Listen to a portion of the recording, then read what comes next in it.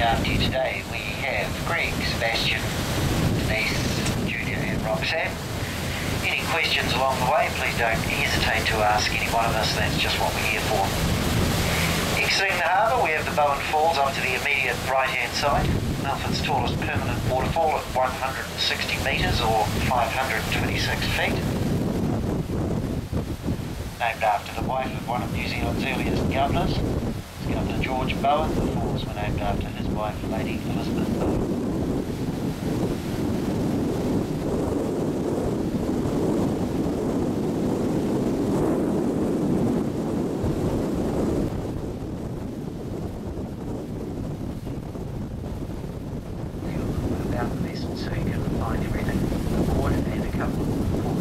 Safety.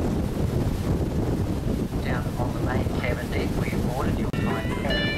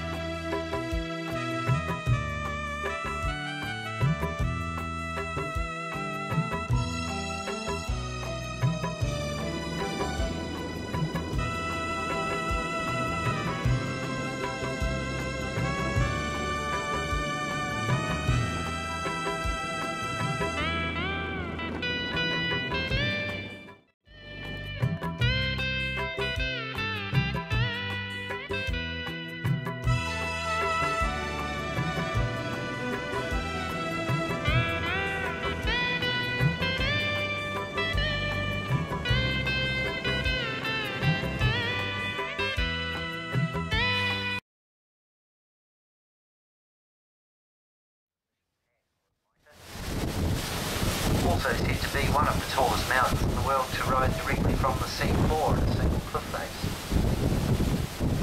Mitre Peak is a little over 1 mile from sea level to summit, or 1,690 metres, with approximately 300 metres more down beneath the surface. 300 metres or around 1,000 feet being the average depth down the middle of this fiord, so not too difficult to imagine. At the angle we see these mountain sides take on above the waterline, that is generally the angle that they continue on down beneath the surface to a very U-shaped seabed to the fjord.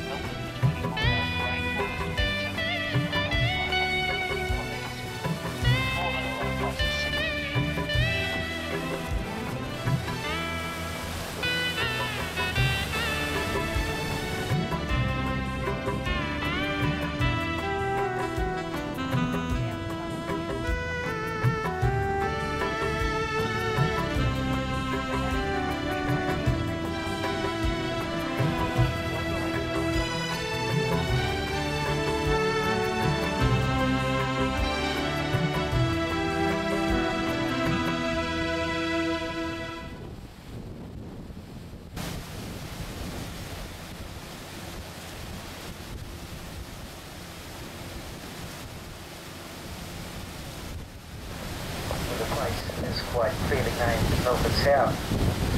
By today's terminology, Sound is the wrong title for this area.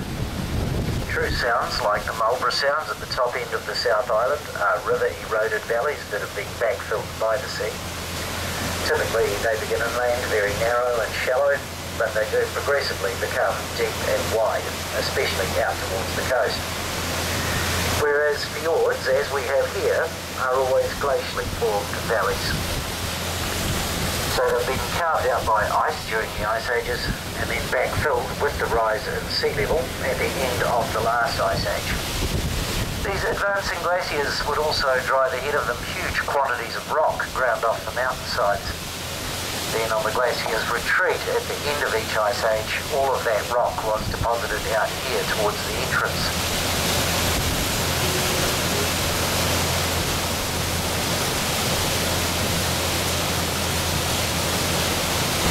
Only around 60 metres of water beneath us now, in contrast to the 300 further back inside the fjord. A big pile of rock and rubble below us is known as a terminal moraine or a glacial sill. They're a feature common to all true fjords. You can see some of that moraine above the surface, just over on the left-hand shoreline, just slightly past behind us there. Of course, out ahead of us here, the open Tasman Sea, and after Abel Tasman, the Dutch explorer and navigator, first European to sight New Zealand way back in 1642. Beautifully calm day out there as well, just the very slightest hint of the swell.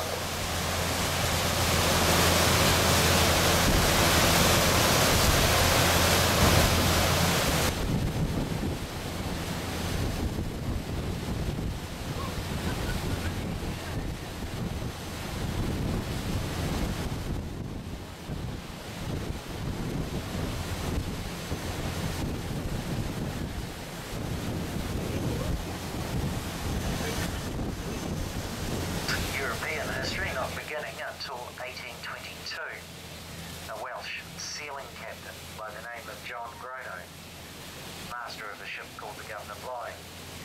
He was out off the coast behind us there, running before a storm and looking for shelter. He thought he'd spied a river mouth that might have made a suitable anchorage, but instead he found the fjord appearing ahead of him and named the area Milford Haven after his home port and birthplace on the Welsh coast, which today is a reasonably active oil and gas terminal.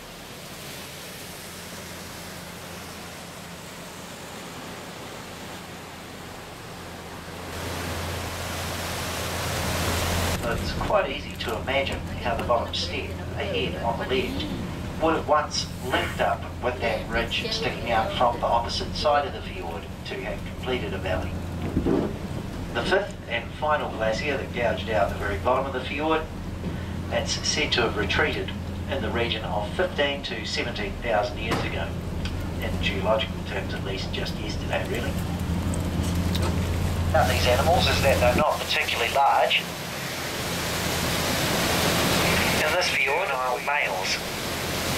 They're here in hiding from the much larger adult males or the dominant bulls that rule the coastal breeding colonies.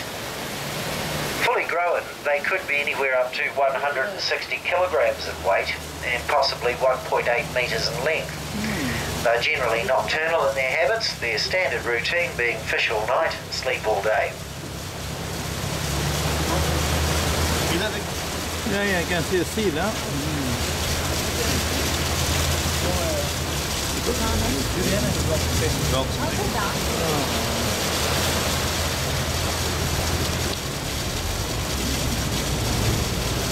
Quite a few.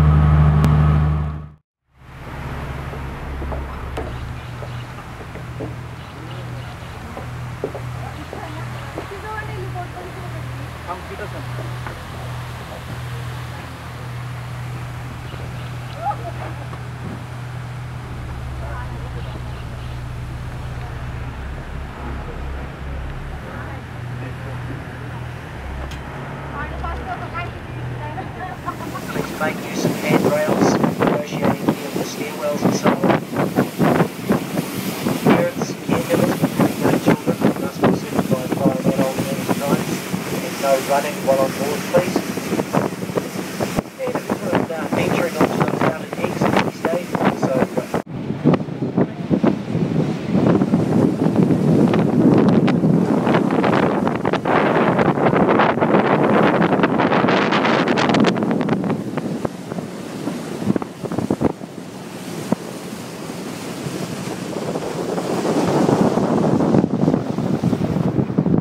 northwester.